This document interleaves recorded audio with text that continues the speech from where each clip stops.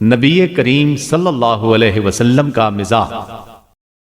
حضرت انس رضی اللہ عنہ بیان کرتے ہیں کہ ایک شخص اللہ کے رسول صلی اللہ علیہ وسلم کی خدمت میں حاضر ہوا اور عرض کیا، یا رسول اللہ احملنی، اے اللہ کے رسول مجھے سواری فراہم کریں۔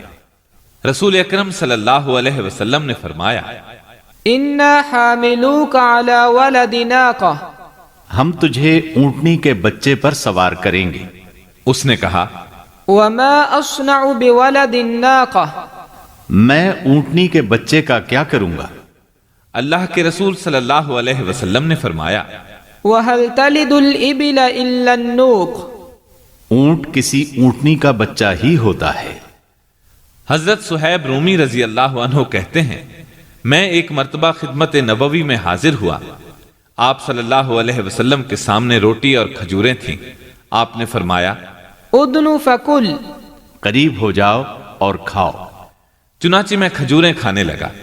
مجھے آشوب چشم تھا اور میری ایک آنکھ سرخ تھی۔ آپ نے میری طرف دیکھا اور فرمایا، تأکل تمرا وبک رمد، کھجوریں کھا رہے ہو حالانکہ تمہاری آنکھ خراب ہے۔ میں نے عرض کیا، اللہ کے رسول، میں اس آنکھ کی طرف سے نہیں کھا رہا ہوں جس میں مرض لاحق ہے، بلکہ دوسری جانب سے کھا رہا ہوں۔ اللہ کے رسول صلی اللہ علیہ وسلم میری بات سن کر مسکرانے لگے۔ ایک بوڑھی عورت نبی کریم صلی اللہ علیہ وسلم کی خدمت میں حاضر ہوئی اور عرض کیا، اے اللہ کے رسول، آپ اللہ تعالیٰ سے دعا فرما دیں کہ وہ مجھے جنت میں داخل کر دے۔ آپ نے اس سے فرمایا، یا ام فلان ان الجنت لا تدخلها عجوز، اے فلاں کی ماں، جنت میں کوئی بوڑھی عورت داخل نہیں ہو سکتی۔ بڑھیا یہ سن کر رنجیدہ ہو گئی اور روتے ہوئے واپس ہوئی۔ رسول اکرم صلی اللہ علیہ وسلم نے فرمایا، اخبروها انها لا تدخلها وهي عجوز، ان اللہ تعالی یقول انا انشأناهن انشاء فجعلناهن ابکارا عربا اترابا۔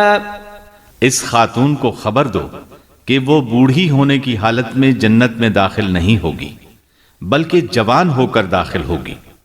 اللہ تعالیٰ فرماتے ہیں، ہم نے ان اہل جنت کی بیویوں کو خاص طور پر بنایا ہے اور ہم نے انہیں کنواریاں بنایا ہے، محبت والی اور ہم عمر ہیں۔